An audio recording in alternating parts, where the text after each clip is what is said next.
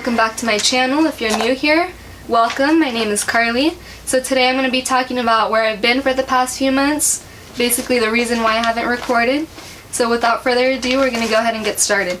So if you see me looking down during the video, it's because I'm looking at a list of questions that I asked people on Instagram to ask me about my experience. So back in July, like the end of July, I started taking a CNA class. So a CNA is a certified nurse assistant. It's someone that assists a patient or a resident with activities of daily living. So an activity of daily living would be grooming, feeding, bathing, ambulating. There's a wide variety of different activities. So that's where I was and why I haven't recorded, basically. So I went on Instagram and I asked a few of you guys to ask me some questions regarding my CNA experience, and I got some pretty good questions. So I outlined them here on this page, and I'm going to be reading off of them, and I'll be providing my answers as well. So this is going to be my outline of what I'm going to discuss in the video. So question number one was, why did you decide to become a CNA? So the reason behind this is that I've been volunteering at a local hospital for the past 5 years, and I've been seeing some of the roles that different healthcare providers have with patients, particularly nurses and nurse assistants. So as a volunteer, you can do a lot of different things, but they're pretty basic and they don't really involve direct patient contact. I wanted a bit more of experience in regards to directly talking to my patients and being able to help them and providing a good experience for them. So that's why ultimately I decided to take the CNA course. One more thing to add is that in the future I would like to attend medical school and become a family medicine physician. So I felt as though getting experience as a CNA would provide me with more opportunities. Question number two, I'm going to go ahead and separate into two parts. So the first part of question number two is, what program did you do and was the HHA included? So a program I did was, if you're from the Inland Empire region, you know that there's a city called Pomona. So I took it out of school that was in Pomona, and it was a 36-day course. And I'm going to go ahead and discuss what the course ultimately consisted of. So it was 2 weeks of theory, 2 weeks of clinicals, and 2 weeks of the skills lab. So theory is where you basically go through chapters in the textbook and you learn all of the basic terminologies and basic things you should know in order to put them in practice while you're at a clinic setting. So I have this sheet here that I'm going to go ahead and read off for examples of what a typical day would be like. So the theory hours were from 4 p.m. to 10 p.m., so this was an evening class. And for example, with day one, we covered 3 different modules. So one of the modules was the basic introduction, that was module 1. Module 2 was titled Patient Rights, and module 3 was communication and interpersonal skills. So a module is not necessarily a specific chapter. A module can be different bits and pieces of chapters, but they are about a certain topic. So for module 1, we covered roles and responsibilities of CNAs, which would be one of the basic things you need to know before even setting foot in a clinic and before even starting to learn more about the different chapters. Title 22, Division 5, California Code of Regulations Overview. Requirements for nurse assistant certification, and professionalism, ethics, and confidentiality. So that's a basic example of what we would cover in one of the modules. So typically on a regular day there were about 3 to 4 modules. The content was very dense, but it was easy to manage as long as you took good notes and you were studying every day. Also, during the theory part of the class, they provide you with a CPR certification, since that is necessary for you to start your clinicals at the clinical site. Now for the 2 weeks of clinicals, what we basically did, the hours were from 3 to 8 p.m. We would go to a clinical site, which was a skilled nursing facility. So skilled nursing facility basically means that there are licensed nurses present, so whether that be LVNs, RNs, all kinds of different nurses present that we can provide good care for the residents. So a typical day there, us as nurse assistant students, we would go ahead and shadow a CNA and see what she would do during the day. So as I said earlier, a CNA is someone that assists a resident with their activities of daily living. So we would watch feeding, grooming, ambulating, all kinds of different activities of daily living in which we would accompany a CNA throughout her shift. So that was definitely a good experience to be able to put what we learned in the theory portion of the class to use.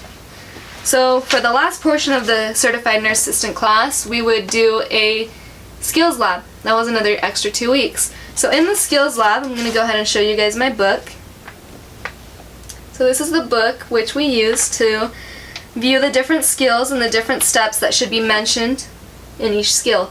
So for the state test, there are a possibility of 21 skills that can be tested. Now keep in mind this is for the California CNA test. So what we would do in the skills lab is we would go to the school and they would have a setup with a mannequin and a bed, and they would have all kinds of supplies there. Bed bath blanket, a bedpan, all kinds of different things there so that we could practice the skills. So one example of the skill we could practice there was assisting to ambulate using a transfer belt. So that would be skill 3. So on a typical day like that, we would use one of the other students as an example. We would have a gait belt, disposable protection barrier, non-skid shoes, all kinds of different things, a bed with a mannequin on there so we can be able to practice the skill and understand it thoroughly before we go and take our state test. So that was probably my favorite part of the class because we were able to go ahead and put what we learned in the theory to use. We would be able to go ahead and practice what was in this book, and we would be able to check it with a skills instructor so that she would tell us if what we were doing was correct. So at the end of the course, like every other course, we had a final exam. So for the theory, we had our own final exam that was about 70 questions, so it was the length of the actual state examination, which was good. It was good practice. And also at the end of the skills portion of the class, we also had a final exam in which we would go in front of our other classmates and we would perform a skill. It would usually be about 3 to 4 different skills in front of our classmates to demonstrate that we had mastered them, which was also good practice for our state exam. So once the CNA part of the course was done, there was a home health aid portion of the class that was another 5 days. So home health aid is basically the same thing as a CNA except in a home health setting, so that's taking care of a resident in their house. So there are a few differences such as making sure that their house is clean and stuff like that. Also a major difference would be the chain of command and who you report incidents to. It's not like in a facility where you have like a director of staff development and stuff like that. Once you finish the CNA course, they give you a very nice certificate. It's very formal. It tells you how many hours of training you've completed and congratulations. And they also give you a similar looking one for the home health aid part of the class. So question number 3 is, how difficult was it to get certified? As I said earlier, I would say that the school I went to gave us pretty good practice. They were open various hours so that we could come into the skills lab and practice our skills and make sure that we were prepared for the exam. They also provided us with plenty of different practice tests, various websites to practice the multiple choice portion of the test. One of the best ones that I found was CNA Plus and Union Test Prep. Those were excellent websites and they definitely prepared me very well for the state exam. In terms of how difficult it is to get certified, it's definitely not too bad as long as you're very well prepared, as long as you practice your skills, as long as you go online and use the practice test, you should be more than prepared to pass your exam. Especially if you're able to listen to your instructors because they usually have the best recommendations. Also, different classmates that may have taken the test before you can give you some good recommendations. It's always good to be able to go back to the school and practice with another classmate or another instructor so that they can catch your mistakes while you're performing your skills. Also, in terms of the skills part of the class, it's very important to listen to your instructor and classmates for their different comments that they may have about you while you're performing your skill. It's important to correct your mistakes at that moment than to not be ready for your state exam later on. But I'll go ahead and talk about my state exam. So the state exam, they usually have different testing locations, 8 a.m. or around 2 p.m. So the one that I took was at 8 a.m. They give you 5 skills out of the 21 in this book. They give you 5. So it's important to know all of your skills because you don't know which ones you're going to get. The only one that you're going to get for sure out of those 5 is hand washing. So make sure you know that skill very well. So the other 4 skills that I got were donning and removing PPE, mouth care, elastic stocking, and weight of an ambulatory client. So once again, it's important to know all of your skills in this book. It's important to make sure that you listen to your instructor and the other students when they are providing corrections to you because it should be taken as constructive criticism and it's used for you to improve your skills before you take the exam. So overall, I would say the skills portion of the exam was pretty good. The evaluator made you feel very comfortable and The theory portion of the exam was also very good, as long as you're able to practice using the practice tests. So when you pass your CNA test, they give you a couple of sheets. So this is an example of mine for the skills portion. It basically tells you that you've passed the exam and that you're going to wait a few days to receive your actual certificate from the California Department of Public Health. The same case is for the written examination. They give you another sheet and it tells you whether or not you passed or failed, and it gives you the same information on there. In terms of whether or not I would recommend a CNA class for anyone else interested in the medical field, my answer would definitely be yes. You definitely get a lot of good experience.